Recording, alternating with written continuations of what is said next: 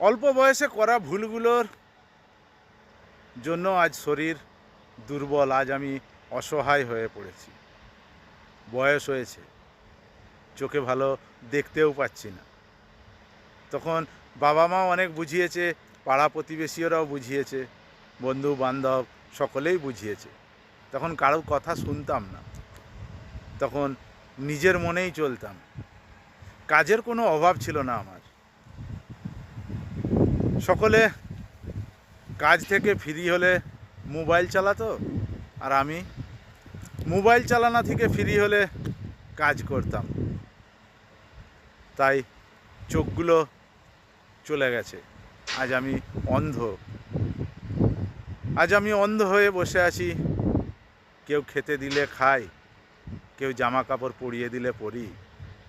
নিজের ক্ষমতা নেই পছন্দ মতো জামা কাপড়ও পরি।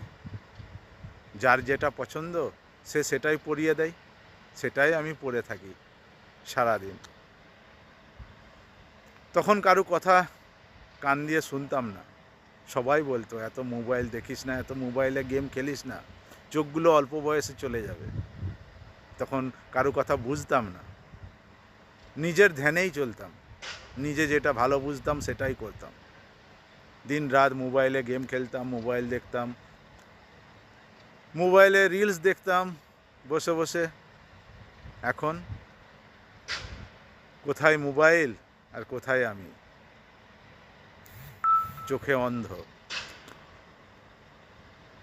সেই ভুলগুলোর কথা মনে করে আজ নিজেকে অসহায় বলে মনে হচ্ছে, নিজেকে ছোট বলে মনে হচ্ছে।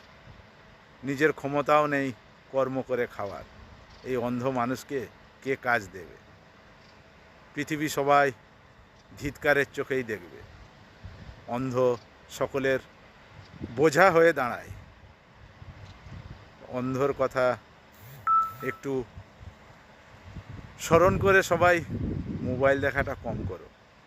পড়াশোনায় মন দাও, পড়াশোনা করে ভালো চাকরি করো, জীবনে উন্নতি করো, ভালো থাকবে, সুখে থাকবে।